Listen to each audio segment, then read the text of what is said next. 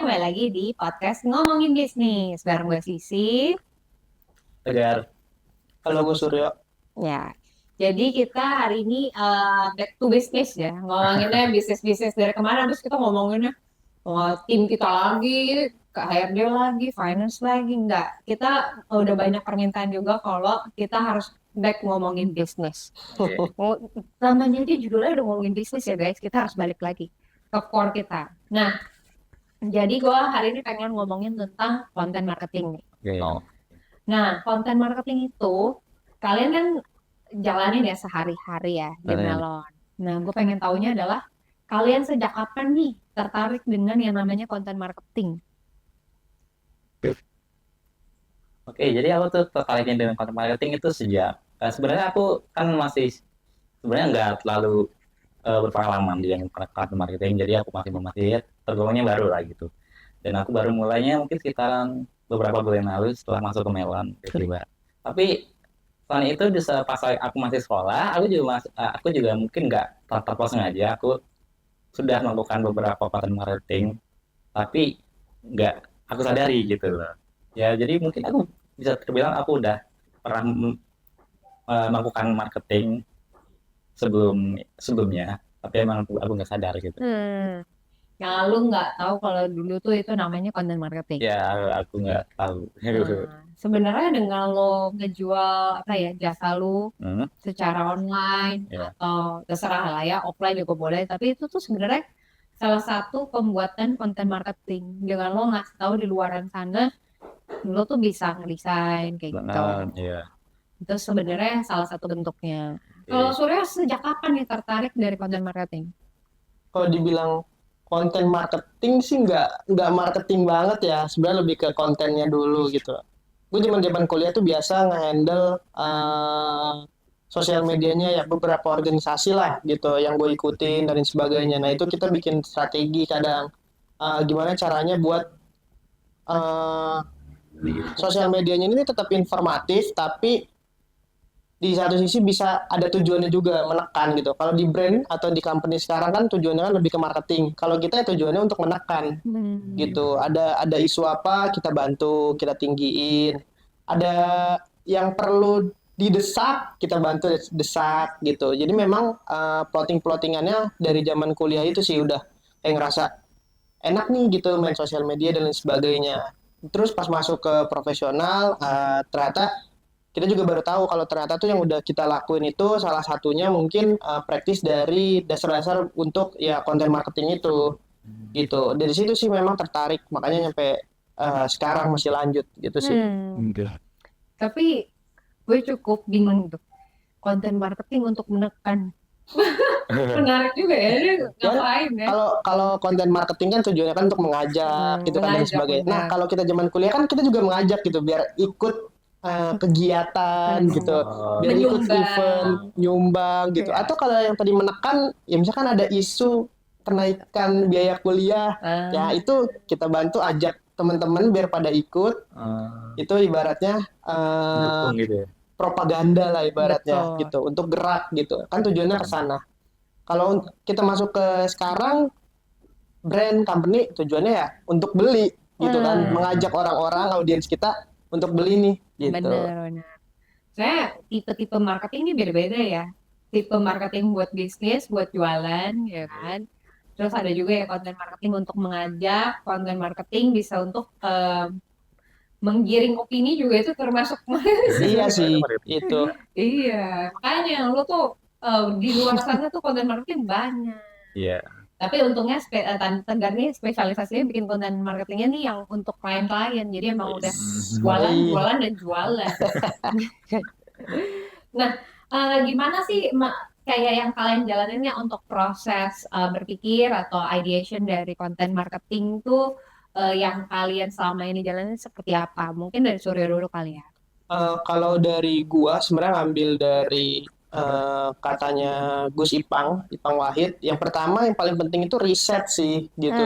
Kalau kita nyediain waktu, bukan nyediain ya, bahkan mengharuskan gitu kita untuk riset, lama-kelamaan kita dapat nih gitu. Mulai dari apa sih yang bakalan kita buat, apa sih referensinya tuh juga makin luas dan lain sebagainya gitu. Jadi waktu kita selesai riset gitu, kita bakalan dapat ide-ide yang ibaratnya sesuai dengan objektif dari anggaplah klien kita gitu. Terus yang kedua ya banyakin experience sih, baik itu secara digital kayak ya scrolling, memantau sesuatu, atau kita main kemanapun gitu. Itu kan juga bisa ngebuat kayak ngelihat toko-toko, ngelihat vibes dan lain sebagainya. Itu juga bisa jadi salah satu, menurut gue jadi salah satu faktor yang penting sih dari proses ideation itu. Di bagian planning kan itu awalnya tuh di situ. Jadi harus banyak riset, banyak experience lah. Itu kuncinya sih. Setuju sih gue. Dan ini kayaknya Tegar baru belakangan ini dikasih tanggung jawab untuk yang riset Iya, Keiko ya. betul. Nah, gimana rasanya untuk selama ini kan lo bagian eksekusi kan? Hmm, Kayak udah dipilihin orang Iya, nih, oke. terus dicariin risetnya segala macam, terus lo tinggal mendesain. Betul. Pas kemarin dikasih tanggung jawab itu tuh gimana tuh? Ayo gimana ya? Aku tuh yang pertama, aku tuh bingung mau risetnya apaan aja yang harus aku riset, apa aja yang harus aku cari informasinya, dan di mana aku mencari informasinya. Lalu setelah itu, aku juga bingung gimana aku bisa merangkai semua informasi itu buat menjadi satu gitu. Kayak Bener. gitu. Sebenarnya yang susah itu adalah kalau kita yang pemilik bisnisnya atau Hmm. kita yang kerja di suatu bisnis, itu kan kita pasti udah tahu lah Hmm. bisnisnya dia. Ya. Tapi kalau udah ngeriset untuk calon klien baru gitu ya, dimana kita belum kenalan nih sama produk knowledge mereka, Betul. ya kan? Kompetitornya siapa, harga mereka berapa, itu semua harus dicari sendiri. Hmm. Dan itu yang lu pasti ngerasa bingung gitu di Iya, awal. betul. Terus cara menyampaikannya sendiri itu juga udah seni yang berbeda lagi. Betul, cara menyampaikannya. Karena ngumpulin dari semua data yang lu bikin, Heeh. ngerangkainya gimana? Iya. Ya, makanya itu dia. Emang itu dia. Connecting nyampe ide finalnya Iya. cukup panjang gitu memang. Bener. Nah itu makanya belajar tuh menurut gue ya, itu butuh bertahun-tahun sih. Hmm. Walaupun di zaman sekarang nih orang jadi lebih cepat karena ada ChatGPT, Ya. terus ada banyak influencer-influencer yang otodidak menurut gue ya, kayak sat fotonya udah jadi aja kontennya. Tapi menurut gue sebenarnya bikin konten yang baik itu adalah dia harus riset dengan dalam, terus juga dia harus tahu tujuan utama dari konten ini tuh mau apa Oke. gitu. Makanya sayang banget nih kalau di luar sana untuk KOL-KOL yang apa ya dipakai brand, mereka tuh nggak tahu objektif dari si kontennya sendiri tuh apa. Oh. Cuma yang penting asal posting, estetik, diedit-edit. Iya. Nah itu yang salah pahamnya tuh di situ. Oke. Ngerti ya? Ada yang ngerti. Nah, makanya nih kita ngeliat di sini perspektif ada dua guys. Kita kasih satu yang udah berpengalaman lama, satu yang baru join. Iya, guys. betul. Jadi biar kalian jangan merasa sendirian. Pasti kalau belum ngerti atau apa, kita belajar bareng-bareng di sini. Nah, gue juga pengen nanya dong. Kalau selama lu kerja di sini, Oke. konten marketing apa yang paling lu banggakan, Tegar? Oke. Aku kan juga bikin beberapa klien ya. Tapi selain klien aku lebih sering tuh bikinnya di konten-konten melon.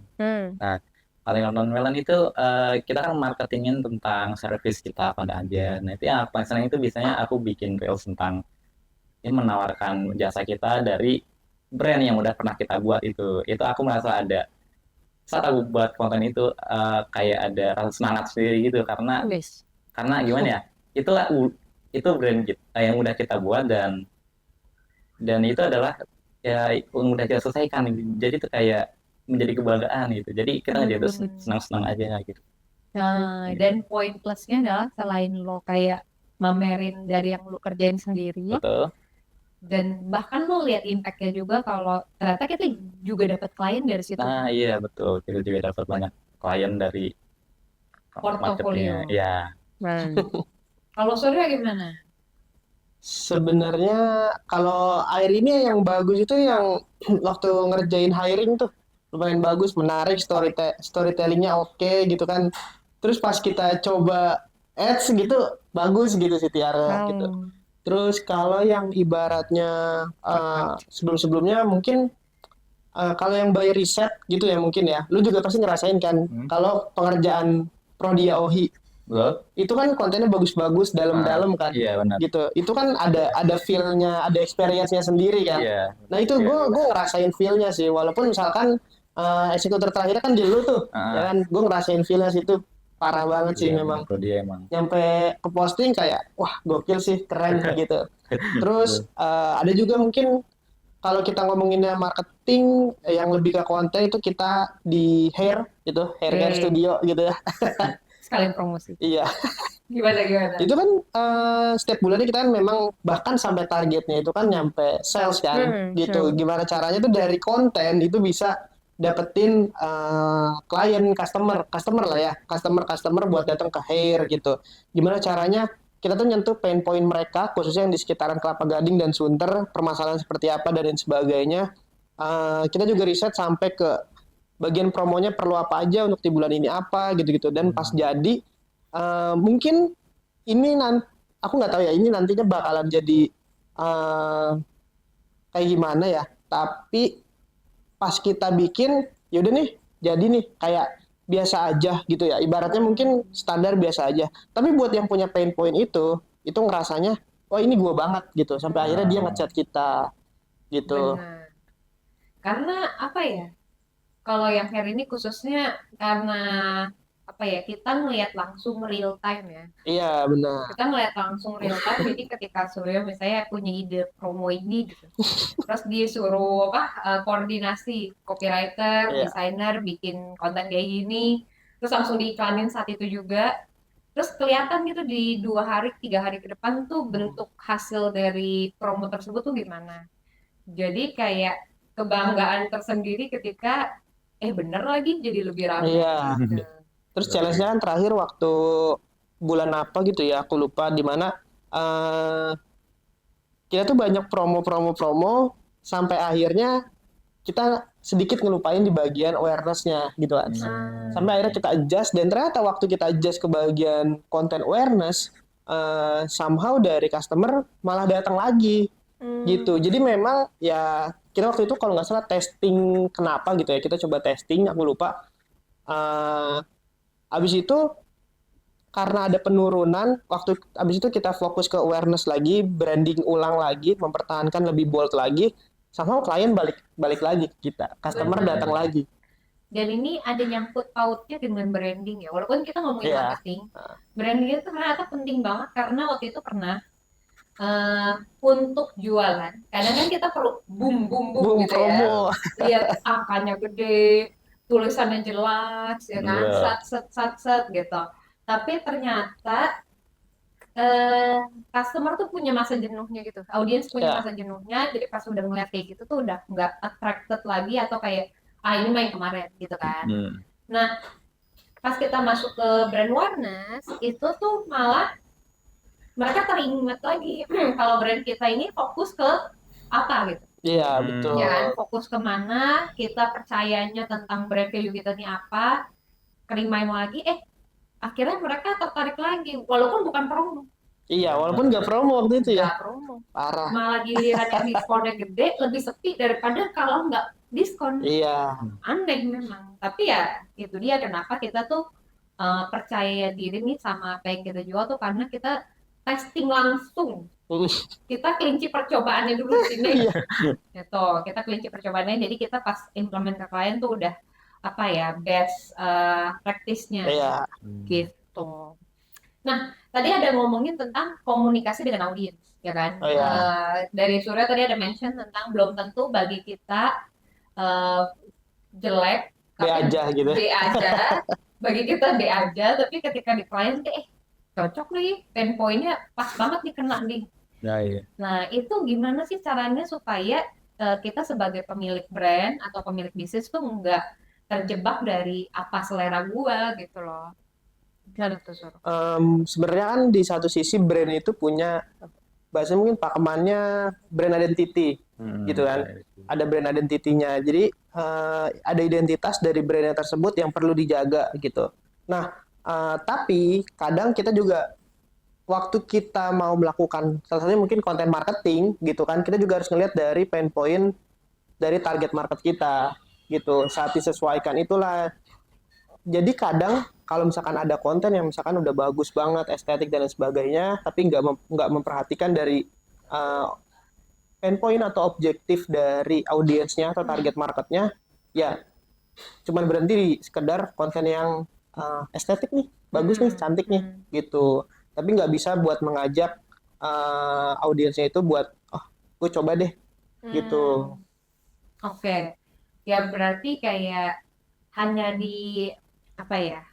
Orang tuh sadar kalau ini kontennya menarik, bagus, tapi belum tentu pas dengan apa yang gue cari. Ya. Betul. Kalau Tegar gimana nih? Gimana Nah. cara memastikan komunikasinya?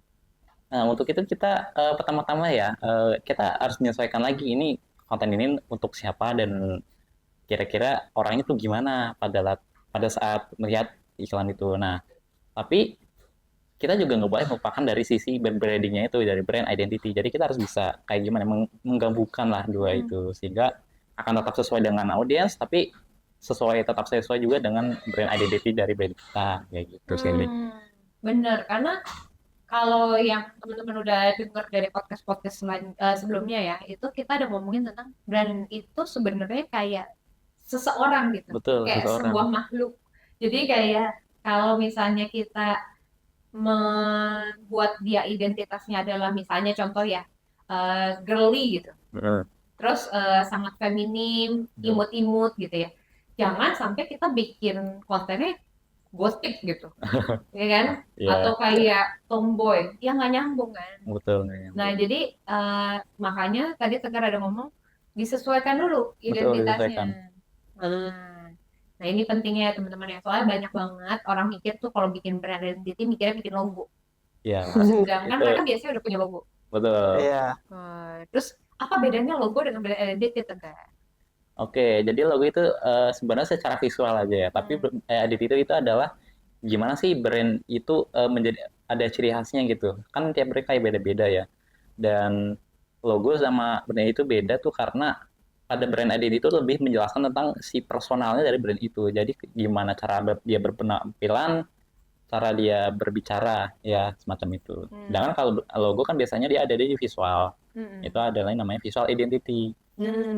Tuh. Makanya biasanya urutannya tuh visual identity, terus ada brand identity-nya Identity. secara lengkap. Betul. Jadi nggak cuma desainnya tapi juga komunikasinya gitu Ya, ya. betul. Kalau mau lengkap banget, biasanya teman-teman butuhnya brand book itu gue saranin sih buat yang udah punya holding company atau misalnya company-nya ini rencananya mau di franchisein atau bahkan entitasnya itu bakal lebih luas lagi itu gue saranin brand book. Tapi kalau kalian butuh yang penting nih lengkap, brand gue jelas, kedepannya kalau punya in-house sendiri atau mau pakai vendor udah tinggal kasih aja itu, nah itu butuhnya brand identity teman-teman, gitu ya. Nah, kita lari ke platform yang cocok.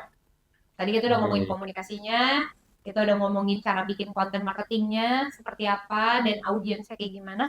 Terus taruh konten marketing kita ini di platform yang mana nih yang cocok nih? Mungkin kalau Surya udah berpengalaman nih. Kalau soal pemilihan platform kita harus ngeliat lagi sih sebenarnya. Kuncinya itu lebih ke produknya atau servicesnya apa yang dijual. Terus yang selanjutnya adalah dari persona dari audiensnya itu seperti apa gitu. Karena setiap platform pasti ya punya karakteristiknya masing-masing lah ya. Dan ini juga udah umum dan sering juga dibilang oleh para content creator juga kayak gitu. Jadi kalau kita ngelihat content creator yang ada di TikTok misalkan, kita bahasnya content creator dari segi content creator. Dari content creator yang ada di TikTok, kadang akun Instagramnya itu nggak sama dengan apa yang ada di TikTok. Gitu. Mungkin di Instagramnya mereka bakalan nge-share tentang pencapaiannya atau mungkin kehidupannya, dia jalan-jalan dan sebagainya. Tapi di TikTok ya dia fokus konten gitu. Konten dan sebagainya. Di YouTube pun kayak gitu. Konten atau mungkin lebih ke vlog yang lebih panjang di YouTube. Lalu untuk di LinkedIn mungkin dia yang lebih serius. Kayak misalkan nge-share pencapaiannya di TikTok, dia berhasil membuat video dengan misalkan 2 juta view gitu, baru dia breakdown di LinkedIn. Jadi memang tiap platform beda-beda. Dan kalau kita misalkan fokusnya adalah untuk meningkatin brand awareness gitu ya. Untuk sekarang ini memang untuk di beberapa produk atau services khususnya yang B2C itu rata-rata di TikTok. Itu powerful banget gitu. Tapi kalau untuk yang misalkan kita ngomongnya lebih ke B2B atau korporat yang cukup cukup ini ya, cukup yang company banget lah ibaratnya Legit. gitu. Iya. Bahasa keren. Nah, itu biasanya lebih better untuk fokusnya itu di Instagram ataupun bahkan LinkedIn Mm-mm. gitu, di dua itu. Atau LinkedIn lah sebenarnya yang utama. Jadi kalau untuk yang B2C memang prefer kalau dari sekarang kayaknya lebih ke TikTok untuk ningkatin brand awareness. Gitu. Iya. Produk ya. Kalau produk TikTok sih menarik sih. Benar. Bahkan bisa sampai funnel bawah juga kan TikTok kan. Gitu. Sebenarnya kalau B2B main di TikTok gitu ya. Ya udah, mungkin lebih ke employer branding. Oke. Nah, gimana caranya ngebuat orang-orang trust, terus ngelihat bahwa perusahaan itu bonafit gitu-gitu. Itu bagus. Kalau yang gue lihat kan, kalau Tegar nih banyak kan bikin konten marketingnya buat health ya, health company nih. Kalau gue Iya. lihat ya, Benar, health ada company. 3 jenis kalau nggak salah, Oke. gitu kan. Atau bertambah lagi gue nggak tahu sih. Habis ini bertambah ya. Pertama sih harusnya sih. Banyak yang health di Tegar nih pegangnya. Nah, platform apa yang menurut lo kalau health ini nih cocok dimasukin gitu? Oke, the health ya. Health itu biasanya kan dia kan yang dari company-company yang udah profesional dan kayak rumah sakit ataupun company kesehatan gitu ya. Itu harusnya sih emang lebih cocoknya itu di LinkedIn karena dia bakalan lebih profesional dan juga di Instagram juga bisa aslinya. Dan sebenarnya juga mungkin kalau misalnya emang mau ke TikTok juga harusnya bisa karena emang secara yang Bang Surya tadi bilang di TikTok emang lebih bagus. Awareness-nya. Ya betul. Tapi ya tetap harus menyesuaikan lagi sesuai Bang Surya tadi bilang juga menyesuaikan dengan si company-nya itu. Dan objektif ya. Betul. Betul. Misalnya contoh kayak health yang dipegang Tegar itu kan ada misalnya rumah sakit, lab, sama jasa health services ya. Betul. Nah, dari 3 ini masing-masing nih bisa di platform yang beda-beda.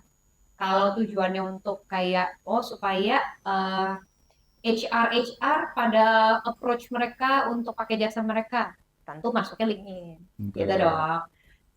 Atau kayak targetnya itu adalah orang-orang kayak kita nih keseharian gimana kita mau cek darah.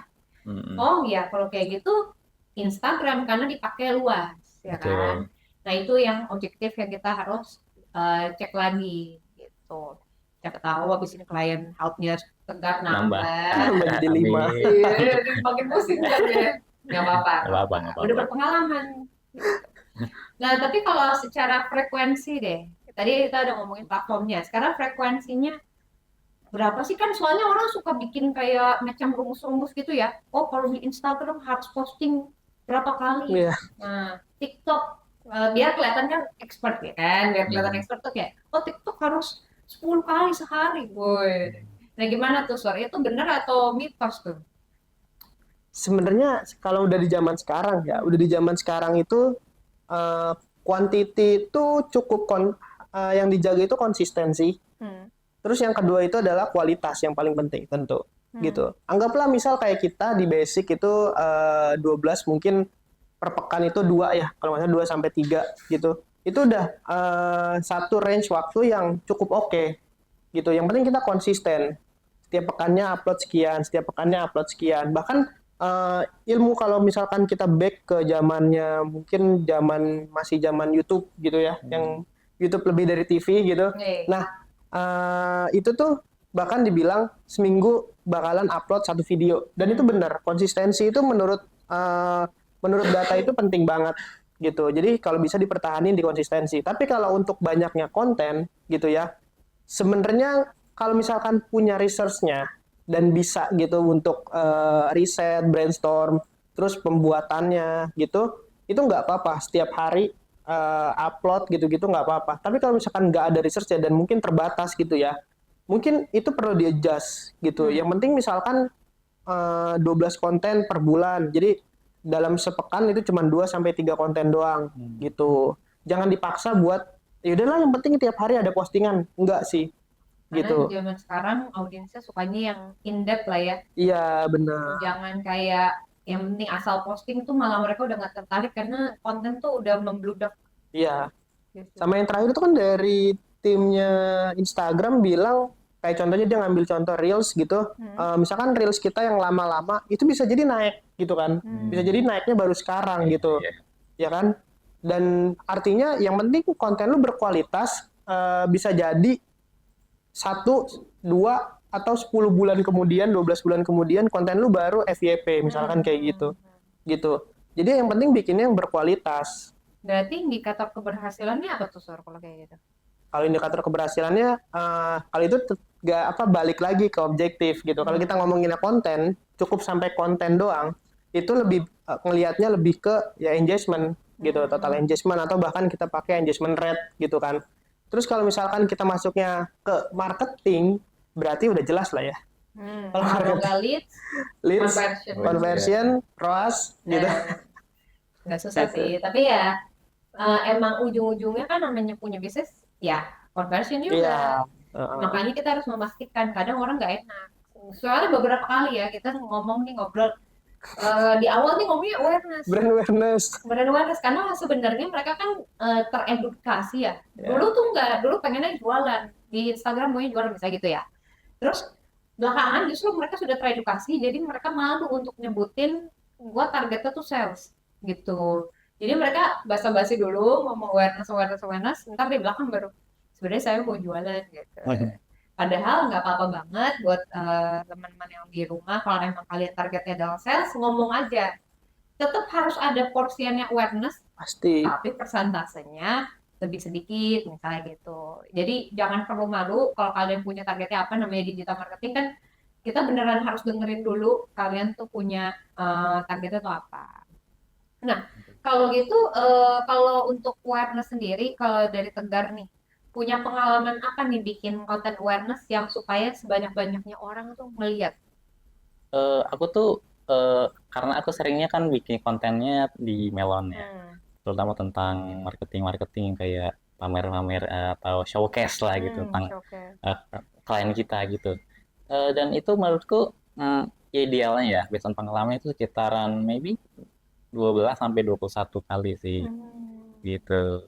Untuk kontennya tuh 12 sampai 21 kali dan fokus ke awareness. Betul. Showcase bisa, sebenarnya showcase tuh juga macam-macam ya. Ada portofolio, ada ngasih tahu kita apa aja, kayak terus kita ngapain di sini gitu kan. Iya sih, benar-benar. Nah, gimana cara kalian tuh dapetin referensi atau gimana caranya kalian ngikutin up to the trend gitu? Kalau Tegar gimana tuh? Kalau aku sih ya kayak kita kayak menempatkan diri kita sebagai si audiensnya aja, jadi kita ya scroll aja, nanti juga ntar nggak tanpa sengaja tiba-tiba ya muncul aja kayak inspirasi dari yang udah kita lihat gitu, tapi harus dipastikan lagi gitu itu tuh apa. Kalau kita lihatnya hal-hal random ya maka nggak akan algoritmanya nggak akan ngasih kita yang sesuai kita mau, jadi kita harus menyesuaikan lagi sih. Contohnya misalnya kalau lu megangnya banyakan health, berarti lu banyak like foto-foto health. Aku banyak-banyakin tuh. Kalau Suryo, setahu gue lu suka ngakal-ngakalin algoritma tuh. Gimana tuh? Ya itu sama sih sebenarnya. Jadi ya kalau misalkan perlu nyari referensi gitu ya, riset by digital gitu kan, salah satunya yang ngancurin algoritma sendiri gitu. TikTok dihancurin misalkan lagi butuhnya nyarinya buat yang interior, arsitektur gitu. Ya udah tuh isinya tukang, isinya rumah, gitu-gitu aja udah. Nyampe akhirnya algoritmanya sama nih feel-nya gitu. Walaupun misalkan bocor dikit-dikit ya nggak apa-apa lah ya. Baru di situ banyak banget sih ide-ide konten dan lain sebagainya gitu. Tapi kalau untuk yang lainnya biasanya ya belajar juga dari beberapa konten creator yang sekarang tuh banyak tuh yang ngasih ilmu kan banyak banget kan. Jadi ya saya tonton aja dulu gitu kan. Saya kumpulin berapa kali sih ada berapa banyak konten creator yang ngomong A tentang A gitu kan. Dan feel-nya mungkin beda. Tapi karena kalau feel-nya sama bisa jadi ya by design gitu. Tapi kalau misalkan feel-nya beda tapi intinya sama, kemungkinan berarti dia riset sendiri atau nyari tahu sendiri gitu. Itu salah satu yang saya lihat juga. Baru abis itu ya surfing aja di browser gitu, misalkan ya sosial media update dan lain sebagainya, karena itu lumayan penting juga kan. Kayak waktu yang tadi disebut tuh yang dari Instagram yang bilang kalau reels kita itu bisa FYP nanti-nanti loh, tenang aja loh, asalkan kontennya bagus loh gitu. Itu kan juga hasil dari kita ngeliat-liat kan gitu. Di LinkedIn pun sama.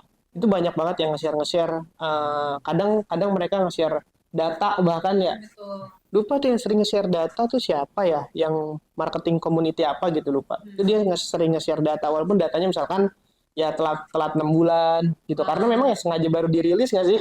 Iya, kalau pas Iya. lagi saat itu ya dipakai sendiri sih. Iya dipakai sendiri atau ya perlu subscribe atau kayak gimana kan gitu. Jadi kalau prosesnya cukup banyak sih lihat-lihat kayak gitu. Resource itu tuh luas banget Iya. ya sekarang, tergantung kalian tuh melihatnya di mana. Ada yang di dalam negeri, luar negeri. Terus ya salah satunya cara tadi ngancurin algoritma Mm-mm. sendiri. Gue pun begitu awalnya kayak idealis gitu kan, nggak mau Iya. follow. Ternyata penting. Maunya yang estetik aja gitu ya. Ya, pokoknya estetik aja tuh kayak masa follow kompetitor gitu kan. Sekarang di follow semua. Iya, sekarang justru harus, bukan kenapa-napa, itu kayak ya kita berteman saja. Berteman. Aja gitu. Iya, iya. Kalian juga gitu ya, jangan ngerasa kayak gengsi-gengsi atau apa. Namanya bisnis tuh ya kita justru belajar dari orang lain dan terinspirasi juga dari orang lain. Salah satunya ya content marketing. Nah, kita nanti akan bahas lagi di minggu-minggu ke depan.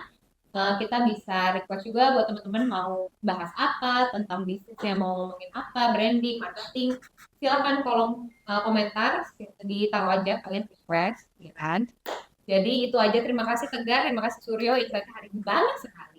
Nah, Dan makasih juga yang udah bikinin tema ini ya. Jadi gue suka banget karena kita hari ini jadi bahasannya luas. Ya makanya komen gitu supaya kita bisa bikin konten lebih bagus lagi. Sampai jumpa di next podcast. Bye bye. Ada. apa